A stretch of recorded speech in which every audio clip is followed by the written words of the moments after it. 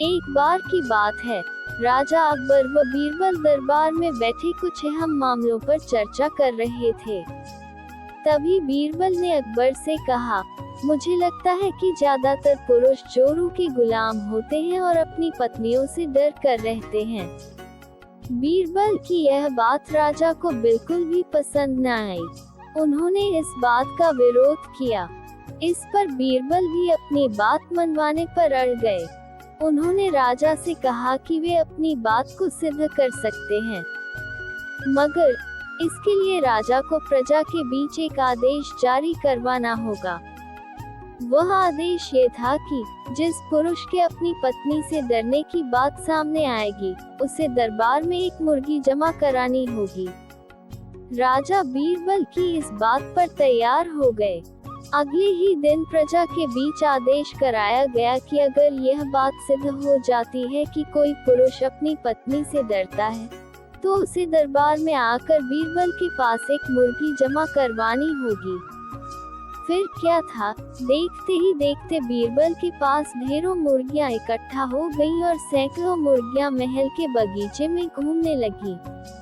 अब बीरबल राजा के पास पहुँचे और बोले, महाराज, महल में इतनी मुर्गियां इकट्ठा हो गई हैं कि आप एक मुर्गी खाना खोल सकते हैं, इसलिए अब आप इस आदेश को वापस ले सकते हैं।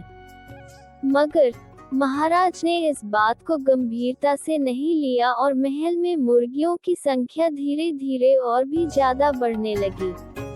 इतनी अधिक मुर्गियां महल में जमा हो जाने के बाद भी जब राजा अकबर बीरबल की बात से सहमत नहीं हुए, तो बीरबल ने अपनी बात सिद्ध करने के लिए एक नया उपाय निकाला।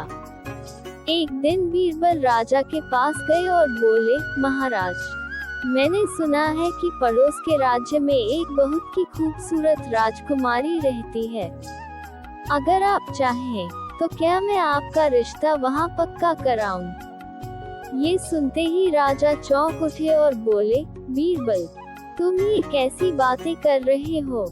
महल में पहले से ही 2 महारानियां मौजूद हैं।